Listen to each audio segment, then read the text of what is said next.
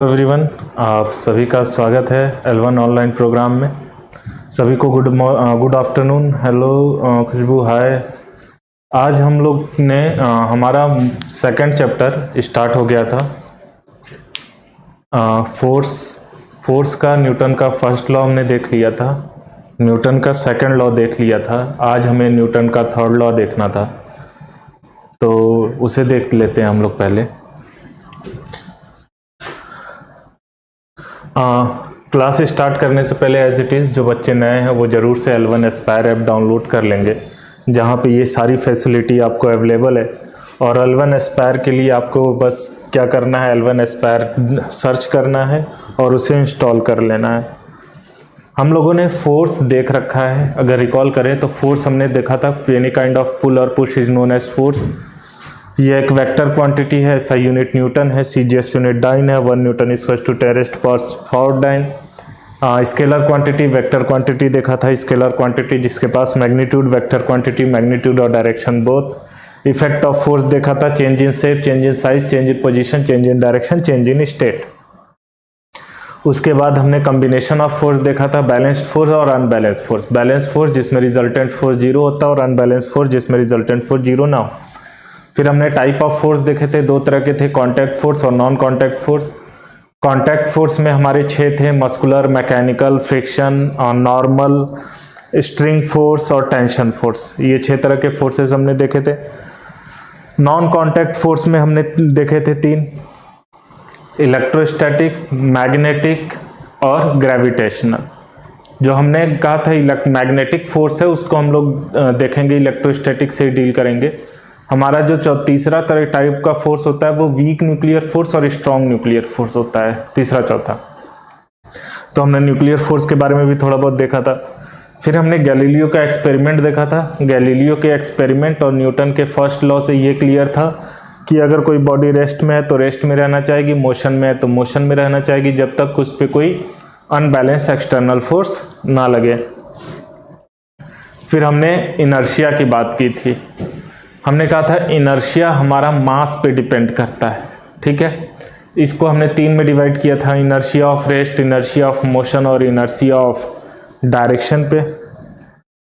1 bye 1 हमने सबके example लिए थे कि इनर्शिया ऑफ रेस्ट क्या होता है, इनर्शिया ऑफ मोशन क्या होता है और इनर्शिया ऑफ डायरेक्शन क्या होता है। ये इनर्शिया ऑफ रेस्ट का एग्जाम्पल है। इनर्शिया ऑफ मोशन क्या है कि अगर आप एकाएक ब्रेक लगा दो तो आप आगे की तरफ फोर्स अप्लाई करोगे। इनर्शिया ऑफ डायरेक्शन, रस्सी में किसी चीज़ को बांध के घुमाओ और छोड़ो तो वो स्ट्रेट पाथ को फॉलो करता है। फिर हमने मोमेंटम की बात की थी। मोमेंटम में हमने बताया था कि मोमेंटम जो होता है वो प्रोडक्ट होता है मास और वेलोसिटी का। यानी हम मोमेंटम की बात करें तो मोमेंटम जो होता है वो प्रोडक्ट होता है मास इनटू वेलोसिटी। फिर हमने न्यूटन का सेकंड लॉ देखा था। न्यूटन का सेकंड लॉ क्या कहता है? न्यूटन का सेकंड लॉ था कि force is directly proportional to rate of change of momentum, delta P by delta T। ये जो डेल्टा है ये दिखाता है चेंज को। तो ये हो गया था। फिर हमारा आया था CGS यूनिट की अगर हम बात करें तो डाइन होता है, SI यूनिट न्यूटन होता है और किलोग्राम फोर्स होता है KGF जो कि 9 और 1 GF फोर्स, ग्राम फोर्स जो होता है 981 डाइन के बराबर होता है। फिर इम्पल्स ऑफ फोर्स देखा था। इम्पल्स ऑफ फोर्स भी हमने देखा था, शॉर्ट ड्यूरेशन में लगने वाला फोर्स, सारी चीज़ें हो चुकी थी। फिर एप्लीकेशन ऑफ फोर्सेस देखे थे डेली लाइफ में। हमारा क्या था, बॉल कैच करना, जंप करना, ये सारा कुछ। फिर इसके ऊपर कुछ क्वेश्चन कराए गए थे। आया है न्यूटन थर्ड लॉ। अब है हमारा लास्ट टॉपिक न्यूटन का थर्ड लॉ। न्यूटन का थर्ड लॉ होता है, उससे पहले एक क्वेश्चन मैं दे देता हूँ कंजर्वेशन ऑफ लीनियर मोमेंटम के ऊपर, उसे सॉल्व कर लीजिए फिर आगे बढ़ते हैं। कंजर्वेशन ऑफ लीनियर मोमेंटम हमने कराया था।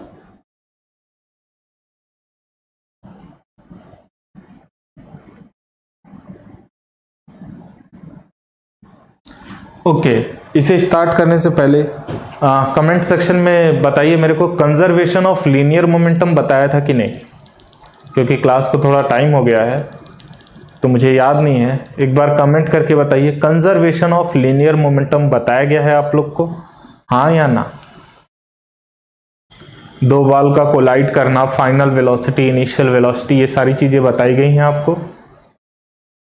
जल्दी से कमेंट सेक्शन में कमेंट करके बताइए कि क्या बताया गया है। नहीं तो न्यूटन्स के लॉ से पहले कंजर्वेशन ऑफ, चलिए न्यूटन के लॉ में ही है वो, तो ठीक है, तो नहीं बताया गया है तो आज इसे किया जाएगा। आते हम लोग न्यूटन के थर्ड लॉ। न्यूटन, ओके ठीक है।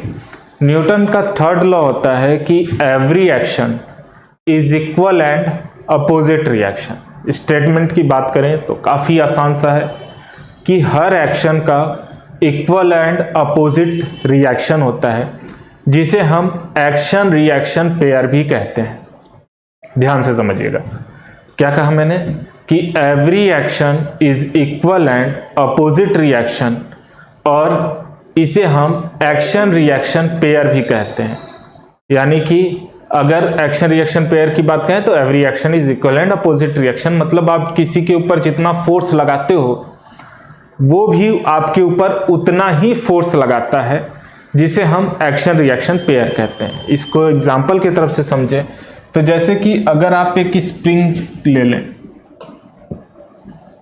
स्प्रिंग बैलेंस, उसमें दूसरा इस साइड को हमने फिक्स कर रखा है,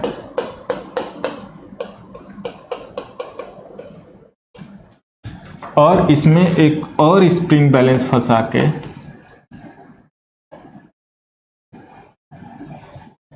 हम इसको खींच रहे हैं, इधर फोर्स लगा रहे हैं। ठीक, तो हमने देखा कि जितनी रीडिंग ये स्प्रिंग बैलेंस दे रहा है, अगर ये मान लीजिए फोर्स F दे रहा है, F1, जो कि ले सपोज कर लेते हैं 10 न्यूटन के बराबर है, तो अगर इस स्प्रिंग बैलेंस का रीडिंग जो है वो 10 न्यूटन है, तो हमने देखा इस बैलेंस का भी रीडिंग कितना आ रहा है, 10 न्यूटन। दोनों की ही स्प्रिंग फोर्स का जो ऐसा मतलब वैल्यू है वो सेम है। क्या मतलब है इसका?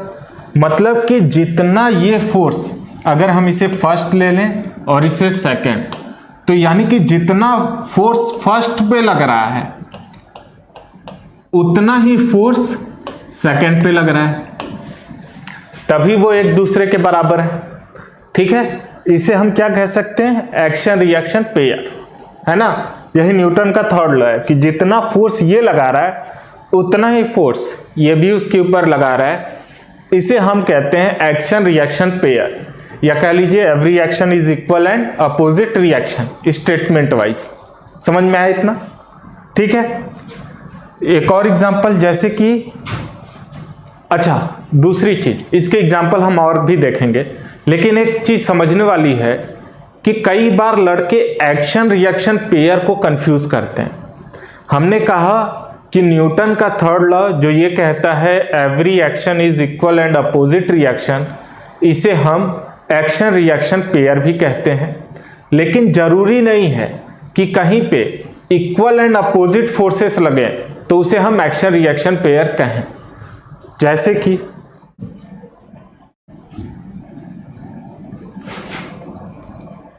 अगर हम कहें कि ये एक टेबल है, इसके ऊपर आपने एक किताब रख दी, ठीक, इस किताब का वेट लगेगा नीचे और इस पे नॉर्मल फोर्स लगेगा ऊपर, ठीक, क्योंकि ये रेस्ट में, ऐसे क्वेश्चन कराए हमने, ये क्यों किस में है, रेस्ट में, इस पे कैसा फोर्स लगेगा, बैलेंस्ड फोर्स, बैलेंस फोर्स लगेगा, यानी कि N equal to normal force जो होगा वो वेट के बराबर होगा।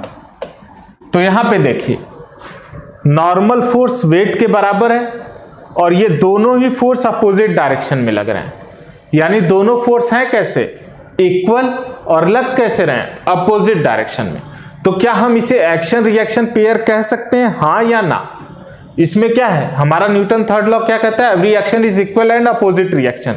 तो इसमें भी देखिए फोर्सेस इक्वल लग रहे हैं और अपोजिट इन डायरेक्शन है, तो क्या हम इसे एक्शन रिएक्शन पेयर कह सकते हैं? सिर्फ हाँ या ना में जवाब दीजिए।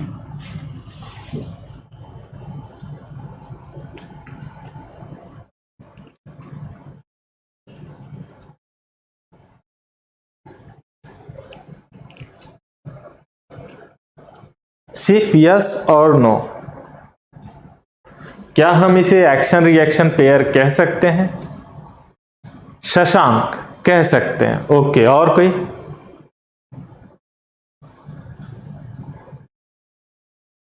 ओके, हर्षित यस, प्रियांशु यस,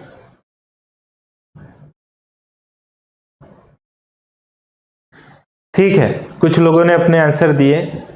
अब मैं बताता हूं, इसे हम एक्शन रिएक्शन पेयर नहीं कह सकते। यही मेरा समझाना था कि ऐसा नहीं है कि ठीक है, एक्शन रिएक्शन कहीं भी इक्वल एंड अपोजिट फोर्सेस लगेंगे तो हम उसे एक्शन रिएक्शन पेयर कहेंगे, बिल्कुल नहीं। एक्शन रिएक्शन पेयर का मतलब है कि हमने किसी के ऊपर फोर्स लगाया, उसने मेरे ऊपर फोर्स लगाया, ये एक्शन रिएक्शन पेयर है।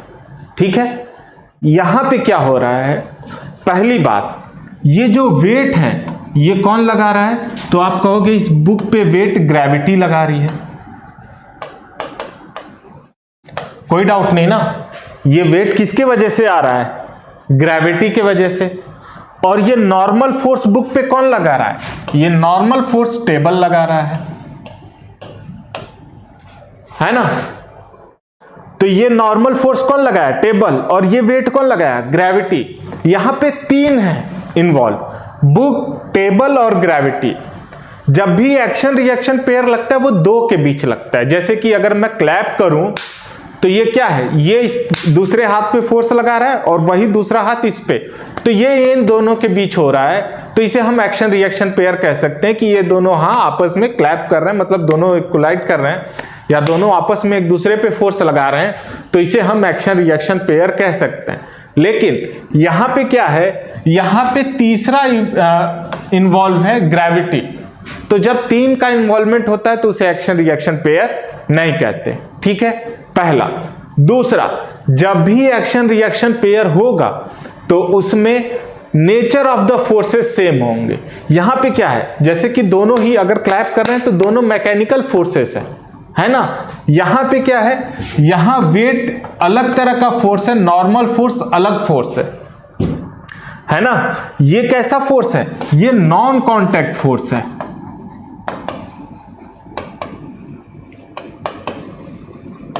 और ये कैसा फोर्स है?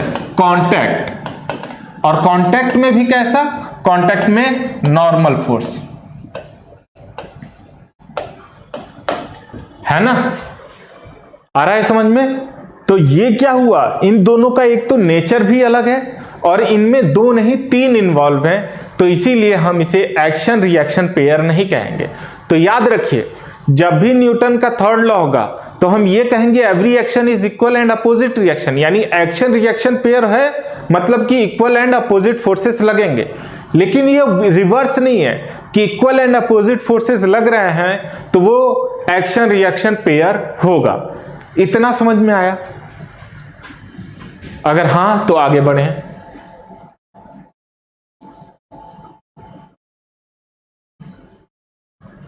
यहां तक आपको समझ में आया तो बताइए, नहीं तो फिर इसी को एक बार और रिपीट कर दूंगा।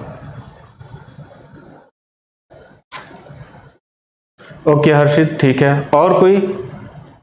किसी को अच्छा कोई डाउट है तो पूछ ले, ऐसे हाँ कहने में तुम काफी टाइम लग जाएगा। कोई ऐसा जिसको डाउट है इसमें, इस कॉन्सेप्ट में, तो जल्दी से पूछ ले। खुशबू ओके, प्रियांशु ठीक है, ओके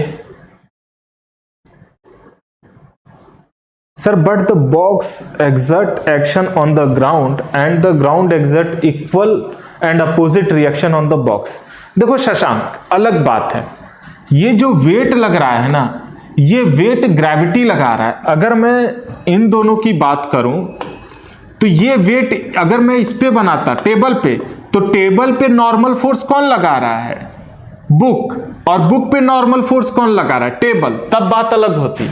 मैंने यहां पे देखो ग्रेविटेशनल वेट की बात की है ना, ठीक है शशांक, समझना क्या है कि जैसे तुमने बुक रखा तो ऐसा जब दोनों क्या है कांटेक्ट में, तो दोनों एक दूसरे के ऊपर नॉर्मल फोर्स लगाएंगे। ये नॉर्मल फोर्स कौन लगा रहा है? टेबल। और टेबल पे नॉर्मल फोर्स कौन लगा रहा है? बुक। तब ये दोनों सेम होते हैं, ये भी होगा, बुक लगा रहा है। तब हम एक्शन रिएक्शन पेयर कह सकते थे। लेकिन यहां पे बात आ रही है, हमने ग्रेविटी और नॉर्मल फोर्स की बात की, ना कि दोनों नॉर्मल फोर्स की। तो यहां अंतर है। आया समझ में शशांक?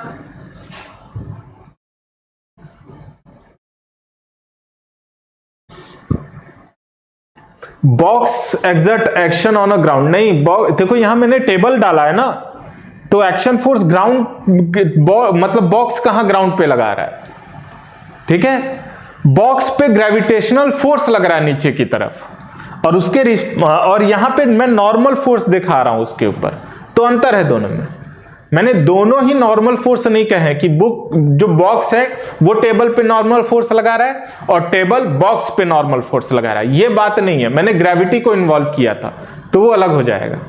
ओके, ठीक है। तो यहां तक आपको समझ में आ गया। तो आई थिंक न्यूटन का थर्ड लॉ, जो कि बहुत आसान सा स्टेटमेंट है कि every action is equal and opposite reaction, hope आपको क्लियर हो गया, जिसे हम एक्शन रिएक्शन पेयर कहते हैं। लेकिन ये जरूरी नहीं है कि हर एक्शन रिएक्शन पेयर को हम, मतलब कहीं भी इक्वल एंड अपोजिट फोर्स लगे तो उसे हम एक्शन रिएक्शन पेयर कहें। आई थिंक आपको इतना समझ में आ गया। अब आगे बढ़ते हैं। नेक्स्ट है इसके एग्जाम्पल। अगर हम एग्जाम्पल्स की बात करें तो इसके बहुत सारे एग्जाम्पल हैं। जैसे कि अगर एक नाव है, नाव से कोई बंदा आगे की तरफ कूदता है तो नाव पीछे की तरफ जाती है ना। जैसे अगर नाव पे खड़े हैं, अगर नाव से आप किनारे की तरफ कूदे तो आप तो आगे की तरफ जाओगे, जो बोट है वो पीछे की तरफ चली जाएगी। ओके, उमरेज रजा, ओके, मतलब एक बार और समझा दीजिए क्या चीज। मैं ये टॉपिक एग्जाम्पल खत्म करने के बाद बताता हूं, ठीक है। तब तक तुम कमेंट कर देना तुम्हें क्या समझना है, एक बार और में क्या चीज, ठीक है। क्योंकि तुम्हारा ऊपर कमेंट आया, सारी चीजें समझ में आ गई, अभी तुम कह रहे हो नहीं, तो फिर एक बार बता देना कि तुम्हें क्या डाउट है, ठीक है। तो मैं एग्जाम्पल तब तक बता देता हूं कि जैसे कि एक बंदा है, ये बोट से आगे की तरफ कूदा तो बोट किधर गई? पीछे की तरफ। मतलब बंदे ने फोर्स किधर लगाया? इधर। बोट ने बंदे पे फोर्स किधर लगाया? इधर। दोनों ही एक दूसरे पे फोर्स लगा रहे हैं अपोजिट डायरेक्शन में और इक्वल। तो एक इधर जा रहा है, फोर्स मैन पे आगे की तरफ लग रहा है और फोर्स बोट पे पीछे की तरफ लग रहा है। दोनों ही इक्वल है और अपोजिट डायरेक्शन में है, ठीक है।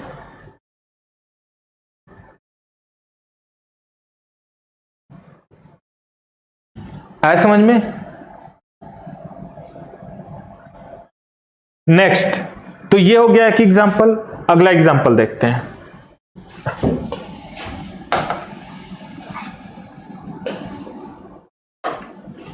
ये हमारा एक एग्जांपल था। दूसरा एग्जांपल, जैसे कि आप दौड़ते हैं, तो दौड़ने में क्या होता है, अगर आप दौड़ने की बात करें तो दौड़ने में भी आप क्या करते हो, आप कभी भी रियलाइज करना, आप जब दौड़ते हो तो आप धरती को पीछे की तरफ धकेलते हो, है ना। अर्थ को किधर धकेला? पीछे की तरफ। तो अर्थ किधर धकेल देता है आपको? आगे की तरफ। दोनों ही फोर्स इक्वल होते हैं और अपोजिट डायरेक्शन में होते हैं।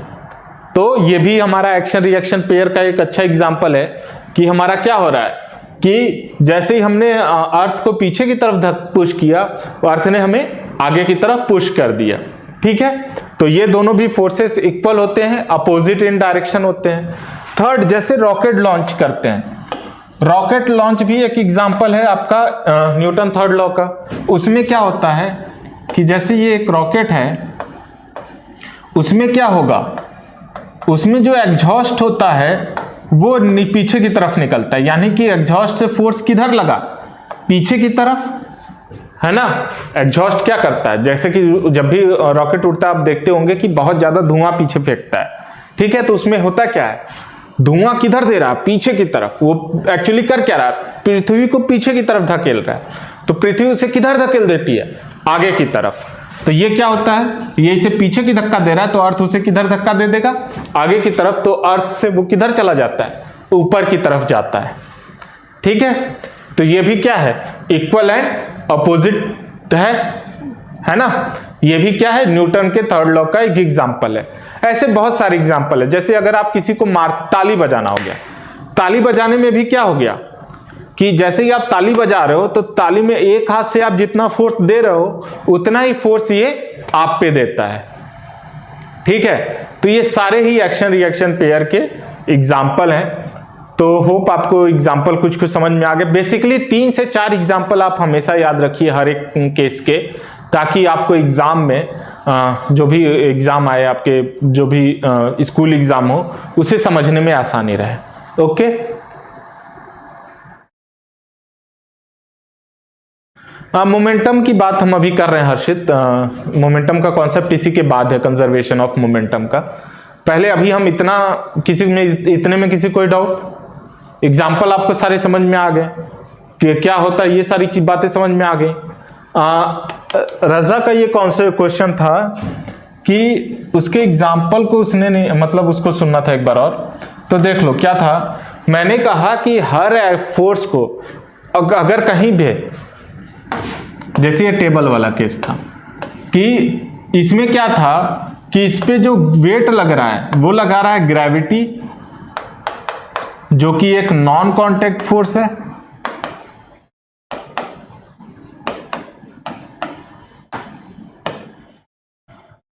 इसके ऊपर नॉर्मल फोर्स लग रहा था जो कि एक कांटेक्ट फोर्स है,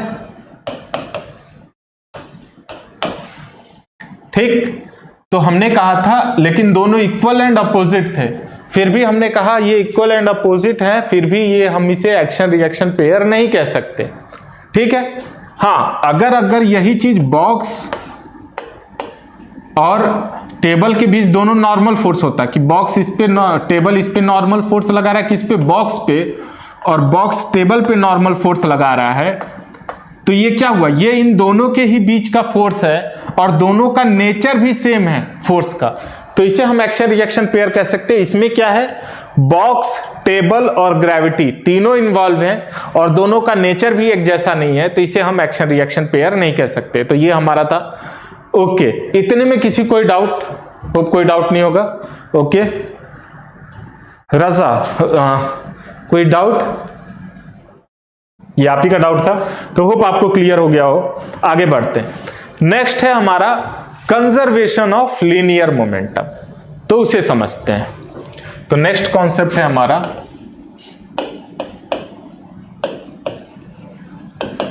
conservation of linear momentum.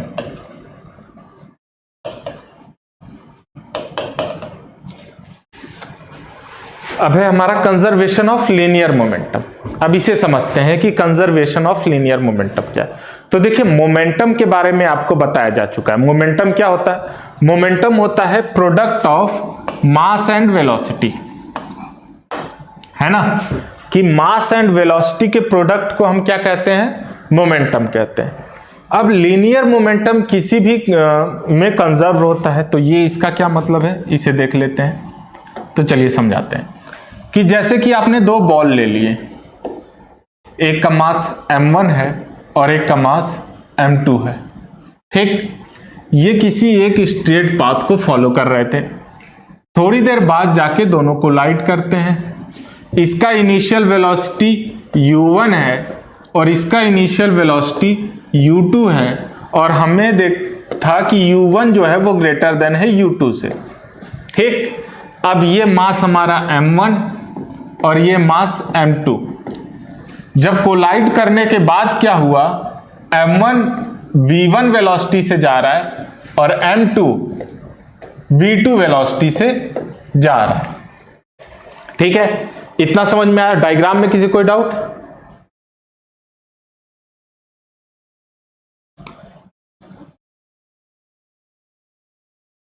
Diagram में ठीक है, सिंपल सा है कि एक मास m1 है, एक मास m2, इसका इनिशियल वेलोसिटी u1, इसका इनिशियल वेलोसिटी u2। क्योंकि इसका इनिशियल वेलोसिटी ज्यादा है तो ये कहीं ना कहीं जाके कोलाइड करेगा। कोलिजन के बाद इसका वेलोसिटी v1 और इसका वेलोसिटी v2, ठीक। अब आगे जब कोलिजन होगा तो कोलिजन के वक्त क्या होगा, जब ये दोनों कोलाइड होंगे तो क्या होगा, m2 m1 पे फोर्स लगाएगा, तो ये हमने मान लिया कि इस पे फोर्स लगा F1 और इस पे फोर्स लगेगा F2।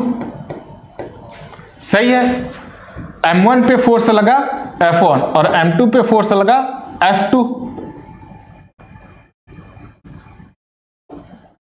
ठीक है, इतना समझ में आया? ठीक है, दोनों, इसका इनिशियल वेलोसिटी u1 था, इसका इनिशियल वेलोसिटी u2। जब दोनों आपस में गए, कोलाइड किए, कोलिजन की वजह से इसके ऊपर फोर्स F1 इधर लगा, इसके ऊपर फोर्स F2 इधर लगा, और बाद में इसकी इनिशियल फाइनल वेलोसिटी v1 हो गई, इसकी फाइनल वेलोसिटी v2 हो गई। ठीक, अब क्या है, हमें क्योंकि ये वेलोसिटी, मोमेंटम, ये एक वेक्टर क्वांटिटी है, तो जब भी मोशन की बात करेंगे तो जाहिर सी बात है साइन कन्वेंशन का ध्यान रखना होगा। साइन क्या है कि आप किसी भी डायरेक्शन को पॉजिटिव ले सकते हैं अपने हिसाब से। तो हम क्या करें, हम इस डायरेक्शन को पॉजिटिव ले रहे हैं। अगर ऐसा है कि ये पॉजिटिव है तो F1 फोर्स पॉजिटिव हो गया, सॉरी F2 फोर्स पॉजिटिव हो गया और F1 नेगेटिव। तो हम क्या कह सकते हैं, F2 बराबर है F1 के लेकिन नेगेटिव में। और मैंने शुरू में ही बताया है कि नेगेटिव मतलब अपोजिट इन डायरेक्शन। दिख रहा है सबको, समझ में आ रहा है ये सारी चीजें? किसी कोई डाउट नहीं ना है? ठीक है, अभी तक मैंने सिर्फ इतना कहा कि F2 जो है और F1 दोनों अपोजिट डायरेक्शन में इक्वल है। तो F2 क्या है, F1 के बराबर है। ये नेगेटिव दिखा रहा है मतलब उल्टा डायरेक्शन। वेक्टर में नेगेटिव मतलब अपोजिट इन डायरेक्शन शो करता है। तो होप इतना आपको समझ में आ गया।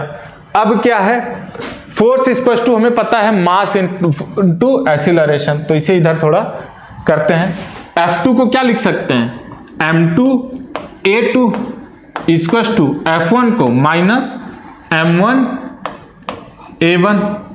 ठीक है, force equal to mass into acceleration.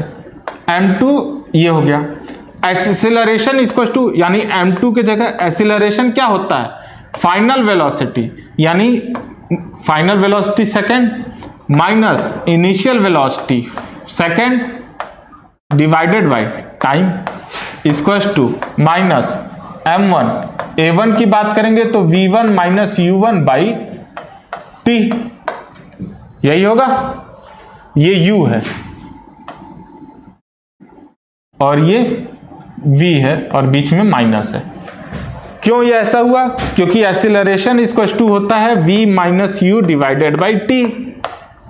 तो अगर हम a2 की बात करेंगे तो v2 minus u2 divided by t, और a1 की बात करेंगे तो v1 minus u1 divided by t होगा।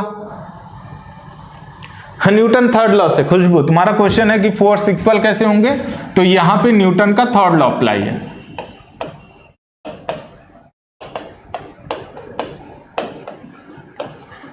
न्यूटन थर्ड लॉ क्या कहता है, every action is equal and opposite reaction. तो m1 जितना m2 पे फोर्स लगाएगा उतना ही फोर्स m2 m1 पे फोर्स लगाएगा। ठीक है, तो ये न्यूटन थर्ड लॉ के हिसाब से इक्वल एंड अपोजिट है। ओके, समझ में आया इतना? तो हमने क्या कहा, m2 ये हो गया। अब अंदर मल्टीप्लाई कर दें, तो अंदर करेंगे मल्टीप्लाई तो m2 क्या हो जाएगा, देखिए होगा m2 अंदर मल्टीप्लाई कीजिए तो हो जाएगा m2 v2 minus m1 v1 divided by t, sorry m2 v2। एक सेकंड, मैं इसे फिर से लिख दे रहा हूं।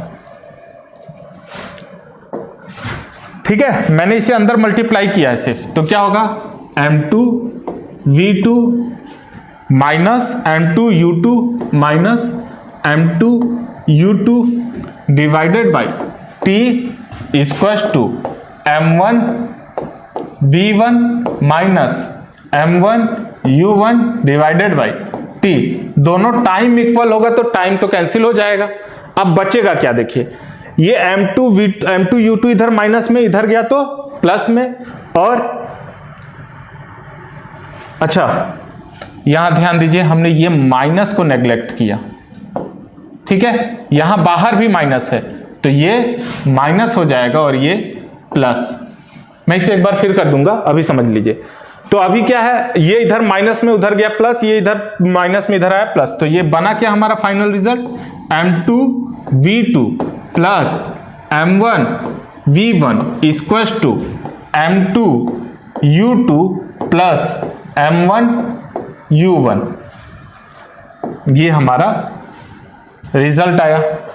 अब इससे हम क्या कंक्लूजन निकाल सकते हैं उसे देखते हैं। देखिए M2 V2 क्या है, फाइनल मोमेंटम सेकंड का,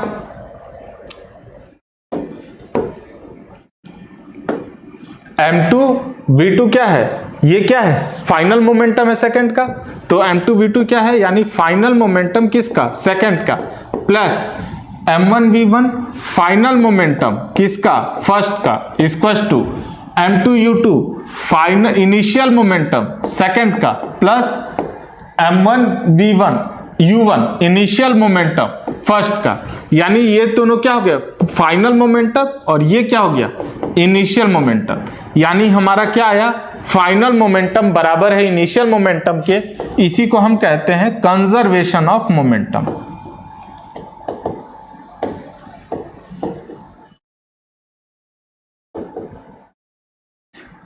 तो होप आपको सारी चीजें क्लियर हो गई होंगी। इसे मैं एक बार फिर से कर दे रहा हूं, आइए फिर से समझते हैं।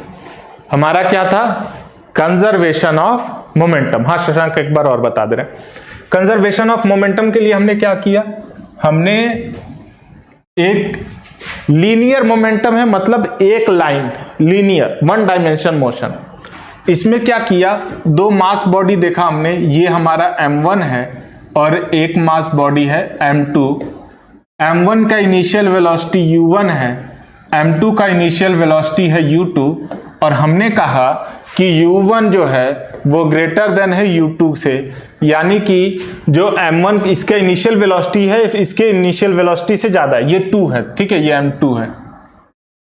अगर ये इसका इनिशियल मोमेंटम इससे ज्यादा है तो जाहिर सी बात है, सॉरी वेलोसिटी ज्यादा है तो जाहिर सी बात है कहीं ना कहीं जाके कोलाइड करेगा।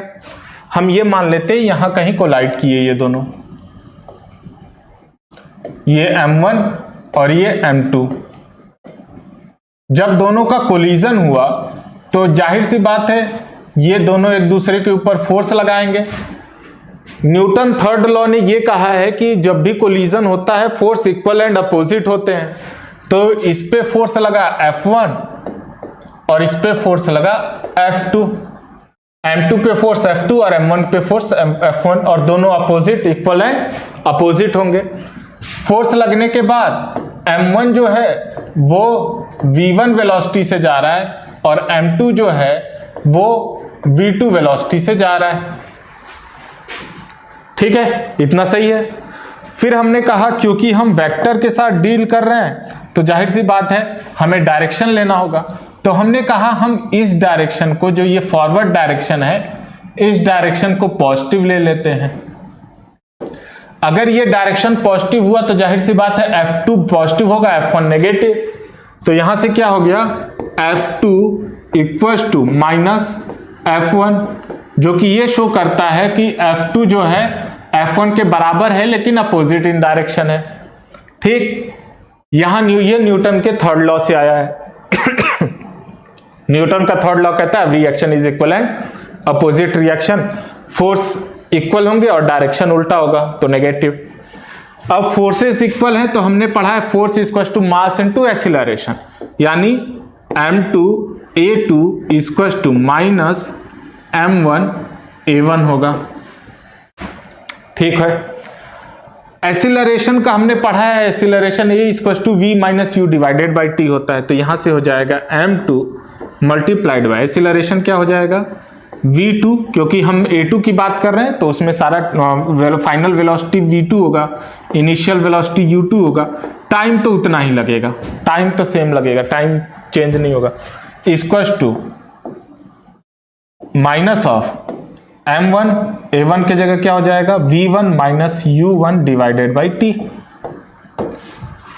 अब हमने कहा अंदर मल्टीप्लाई कर दीजिए, कीजिए, देखिए ये दोनों डिवाइड में कैंसिल हो जाएंगे, तो पहले मल्टीप्लाई कर लेते हैं, M2 V2 minus M2 U2 divided by T equal to minus ये प्लस माइनस हो जाएगा m1 v1 minus minus plus plus m1 u1 divided by t दोनों से कैंसिल हो जाएगा।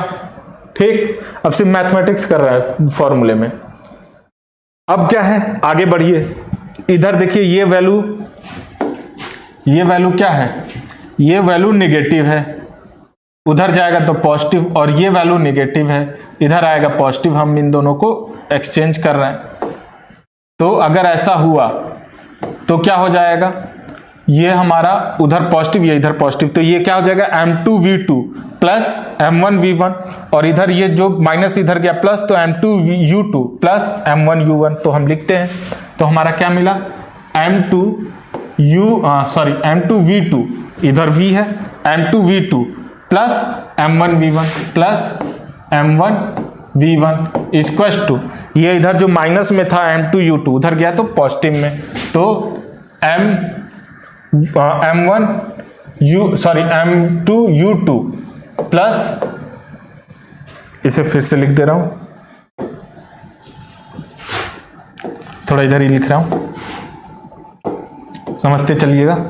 फिर इसे लिख रहा हूं, देखिए क्या है, m2u2 सॉरी v है इधर, तो इधर वाले को रखने देते हैं, m2v2 है इधर, तो m2v2, ये m1v1 इधर नेगेटिव, इधर आया पॉजिटिव, प्लस m1v1, ये m2u2 इधर नेगेटिव, उधर गया तो पॉजिटिव, इक्वल्स टू m2u2, ये m1u1 इधर ऑलरेडी पॉजिटिव है, प्लस m1u1। ये हमारा रिलेशन बना जो कि बहुत इंपॉर्टेंट है, इसे याद कर लीजिएगा, इसे याद रखिएगा, इंपॉर्टेंट है। ठीक है, आगे देखते हैं। m2v2 यानी क्या है, mass into velocity, final velocity, तो फाइनल मोमेंटम किसका, सेकंड का, प्लस ये m1v1 फाइनल मोमेंटम किसका, फर्स्ट का, ये हो गया फाइनल मोमेंटम सेकंड, ये है final momentum first, equals to m2u2, u मतलब इनिशियल मोमेंटम किसका, सेकंड का, प्लस m1u1 इनिशियल मोमेंटम किसका, फर्स्ट का। तो ये दोनों देखो फाइनल मोमेंटम है, इधर फाइनल मोमेंटम ऐड किया, इधर इनिशियल मोमेंटम, फर्स्ट सेकंड दोनों का, यानी इधर फाइनल मोमेंटम है और इधर क्या है, इनिशियल मोमेंटम, यानी फाइनल मोमेंटम बराबर है इनिशियल मोमेंटम को। अगर फाइनल मोमेंटम इनिशियल मोमेंटम के बराबर है तो यही हो गया हमारा कंजर्वेशन ऑफ लीनियर, क्योंकि एक लाइन का था तो लीनियर मोमेंटम, यही है। इसका फॉर्मूला कौन सा याद रखना है, m2v2 plus m1v1 equals to m2u2 plus m1u1। तो होप आपको ये सारी चीजें क्लियर हो गया। सर एक्सीलरेशन नेगेटिव में नहीं होगा,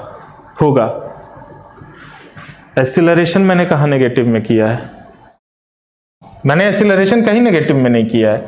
ये जो माइनस है ये तो फोर्स आपका अपोजिट डायरेक्शन में इसलिए है, एक्सीलरेशन कहाँ नेगेटिव में है, ए की value v minus you divided by T और इसका v minus you divided by T.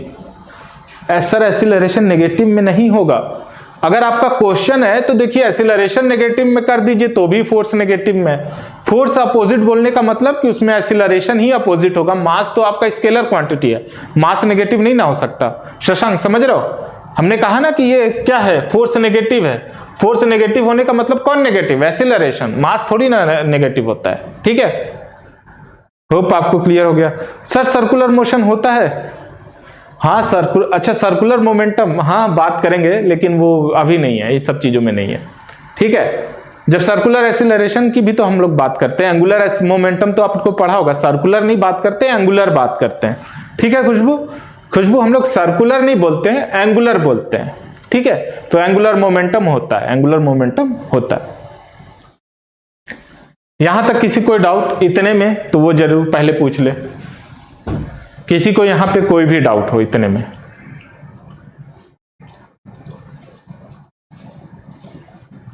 Okay Shashank सब क्लियर है, ठीक है, जिसको डाउट है वो, नहीं तो फिर मैं आगे बढ़ूं।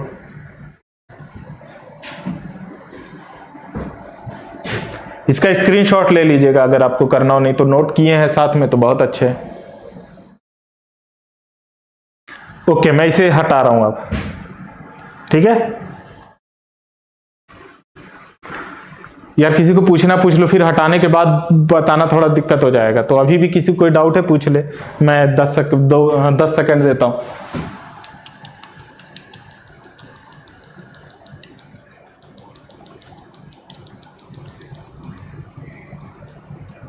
ओके, सारी चीजें क्लियर हैं, आगे आते हैं।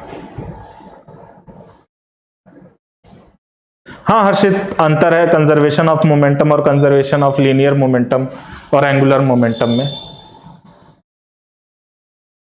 देखो, कंजर्वेशन ऑफ मोमेंटम और कंजर्वेशन ऑफ लीनियर मोमेंटम में ये है कि मोमेंटम कंजर्व हमारा 2D नहीं, एक लीनियर में नहीं, अगर इंक्लाइंड है तब भी 2D में भी मोमेंटम कंजर्व रहता है। इसके बारे में आपको क्लास 12th में पढ़ना है, कोलिजन चैप्टर, सॉरी 11th में, उसमें कोलिजन चैप्टर है फ्रिक्शन चैप्टर के बाद, मतलब उसमें एक चैप्टर है कोलिजन करके, तो वहां पे आपको पढ़ना है। तो वहां पे लीनियर मोमेंटम नहीं, कंजर्वेशन ऑफ मोमेंटम की बात करते हैं हम लोग, और कंजर्वेशन ऑफ एनर्जी की भी बात करेंगे वहां पे। तो वो आगे की चीज है हर्षित, ठीक है। बताने को तो मैं बता दूंगा लेकिन टाइम जाएगा, और अगर देखेंगे हम लोग टाइम पे सारी चीजें कवर कर लिए तो 11th के जो टॉपिक अगर आप कहेंगे वो सारी चीजें भी पढ़ा दूंगा, मेरे को कोई टेंशन नहीं है, मैं वो सारी भी बता दूंगा। इतने में होप आपको ये सारी चीजें क्लियर हो गई। अब आते हैं रिक्वायल वेलोसिटी ऑफ गन, ये लास्ट टॉपिक है आज का हमारा, कि रिक्वायल वेलोसिटी ऑफ गन कैसे निकालते वो देख लेते हैं। फिर नेक्स्ट क्लास में, यहाँ पे हमारा ये चैप्टर खत्म हो जाएगा, नेक्स्ट क्लास में क्वेश्चन आंसर स्टार्ट किया जाएगा। तो रिक्वायल वेलोसिटी ऑफ गन देखते हैं।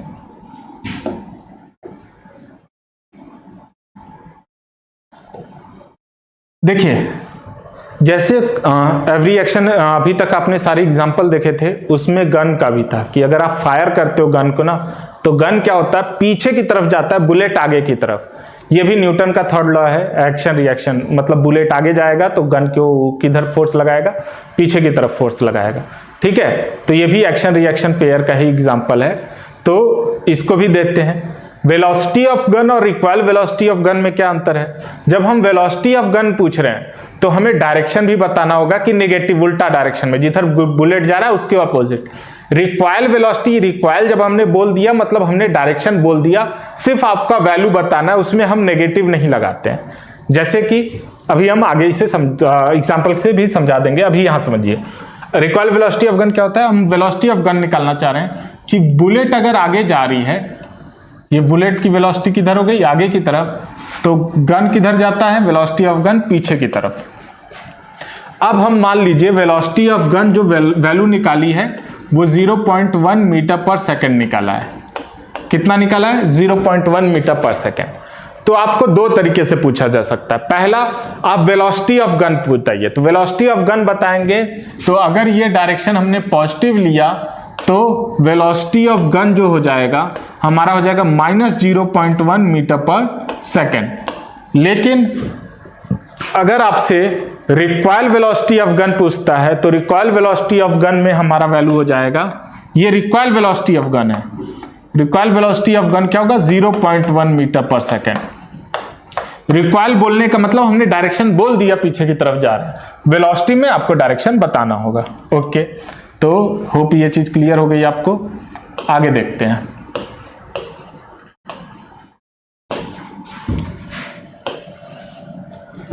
अब क्या है, अब इसी कंडीशन को देखिए, इसमें क्या है, जब शुरुआत की बात करें तो शुरुआत में गन और बुलेट दोनों रेस्ट में है, तो हमारा क्या है, अगर हम बात करें तो एक तो हो गया मास ऑफ गन जिसे हम कैपिटल mg से दिखा रहे हैं, मास ऑफ बुलेट स्मॉल से, velocity, final velocity of gun जो कि कैपिटल vg से, final velocity of bullet vb से, इनिशियल वेलोसिटी ऑफ गन और इनिशियल वेलोसिटी ऑफ बुलेट ये दोनों ही क्या है, जीरो है। इसमें तो कोई डाउट नहीं है ना कि दोनों का इनिशियल वेलोसिटी गन का और बुलेट का जीरो है। मतलब फायर करने से पहले, अगर हम फायर कर रहे हैं, फायर करने से पहले क्या है, बुलेट और गन दोनों रेस्ट में है, फायर करने के बाद बुलेट अपने वेलोसिटी से, गन अपने वेलोसिटी, तो इनिशियली दोनों किस में है, रेस्ट में। हमें कंजर्वेशन ऑफ लीनियर मोमेंटम से इक्वेशन क्या मिला है, हमें मिला है m1 V1 plus M2 V2 equals to M1 U1 plus M2 U2। अब ये मत कहिएगा कि सर आपने जब इक्वेशन लिखा था तो पहले M2 V2 लिखा था फिर M1 V1, कोई मतलब नहीं है। 2 को 3 में जोड़ो या 3 को 2 में जोड़ो, एक ही बात होती है, अलग नहीं ना होता है। तो आप इसे पहले लिखिए या उसे, कोई दिक्कत नहीं। तो अगर हम इसे गन और बुलेट के केस में लिखें तो हम लिख सकते हैं, इसे थोड़ा अरेंज कर देता हूं। M1 V1 के केस में M1 हम ले लेते हैं किसका, मास ऑफ गन। M2 क्या हुआ, M2 हुआ मास ऑफ बुलेट। U1 क्या हुआ, U1 हो गया मास वेलोसिटी ऑफ बुलेट जो कि कितना है 0। U2 क्या हुआ, इनिशियल वेलोसिटी ऑफ गन जो कि कितना है 0। V1 क्या हुआ, फाइनल वेलोसिटी हुआ बुलेट का। V2 क्या हुआ, M1 दिया मैंने गन ना, तो V1 हो जाएगा गन, फाइनल वेलोसिटी गन का। एक सेकेंड, यहां देखिए M1 को मैंने क्या कहा, मास ऑफ गन। M2 क्या हुआ, मास ऑफ बुलेट। आपके ऊपर है M1 M2, आप M2 को चाहो तो मास ऑफ गन रखो, कोई दिक्कत नहीं है। U1 क्या हो गया, M1 को गन रखा है तो U1 क्या होगा, इनिशियल वेलोसिटी ऑफ गन जो कि कितना है 0। U2 क्या हुआ, इनिशियल वेलोसिटी ऑफ बुलेट जो कि क्या है 0। V1 क्या हुआ, फाइनल वेलोसिटी ऑफ गन जो कि निकालना है, और V2 क्या हुआ, फाइनल वेलोसिटी ऑफ बुलेट, है ना। अब ये वैल्यू ये सारी यहां पुट कीजिए, तो M1 क्या हुआ, mass of gun into initial velocity of gun plus mass of bullet into initial final velocity of bullet equals to mass of gun, initial velocity of gun bullet सब 0 है, तो ये क्या आ गया 0 के बराबर। हमें वेलोसिटी ऑफ गन निकालना है, तो वेलोसिटी ऑफ गन अगर हम रखें तो ये इधर प्लस में, उधर गया तो माइनस में, minus mb vb divided by mass of gun. तो ये क्या है, velocity of gun. Required velocity of gun कहेंगे तो ये नेगेटिव हटा देंगे। आया समझ में। अगर इसे दोबारा सुनना है तो फिर बोल दीजिए, नहीं तो यहां पे आपका ये पोर्शन खत्म होता है। किसी को इसमें कोई डाउट तो पूछ सकता है रिक्वायर्ड वेलोसिटी ऑफ गन में, या किसी को आज के पूरे लेक्चर में कहीं कोई डाउट है पूछ सकता है।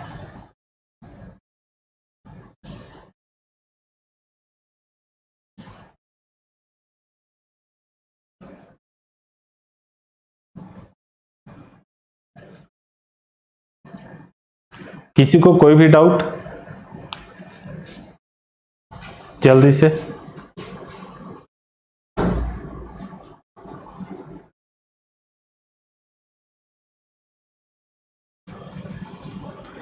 ठीक है, तो यहां खत्म होता है आपका। ठीक है, तो यहाँ पे आपका ये पोर्शन चैप्टर लगभग खत्म हो गया। अब इसके ऊपर क्वेश्चन लेकिन हमारे कुछ भी नहीं हुए, तो नेक्स्ट क्लास से हम क्वेश्चन करेंगे। हमने पिछले चैप्टर के भी क्वेश्चन आंसर नहीं किए हुए हैं, आपके कई सारे डाउट्स आए हुए हैं, तो इसी वक्त हम पहले इस चैप्टर के, इसके बाद पिछले चैप्टर के भी क्वेश्चन कर लेंगे। उससे पहले आप लोग भी अपने डाउट जितने होंगे भेज दीजिएगा इस चैप्टर से रिलेटेड जो भी क्वेश्चन होगा। और जो आपने पिछले चैप्टर में पूछे, ऐसा नहीं है कि वो सारी चीजें नहीं बताई जाएंगी, वो भी बताई जाएंगी। तो वो सारे क्वेश्चन और इस चैप्टर के भी क्वेश्चन, सारी चीजें कराई जाएंगी। तो 7 दिन के आपके पास टाइम है। मोस्ट प्रोबेबली मेरा क्लास अब नेक्स्ट मंडे को पड़ेगा, तो उससे पहले इस चैप्टर से रिलेटेड जितने डाउट हैं, जितने क्वेश्चन है पिछले चैप्टर से भी सारे भेज दीजिए। नेक्स्ट क्लास से हम लोग क्वेश्चन आंसर करेंगे।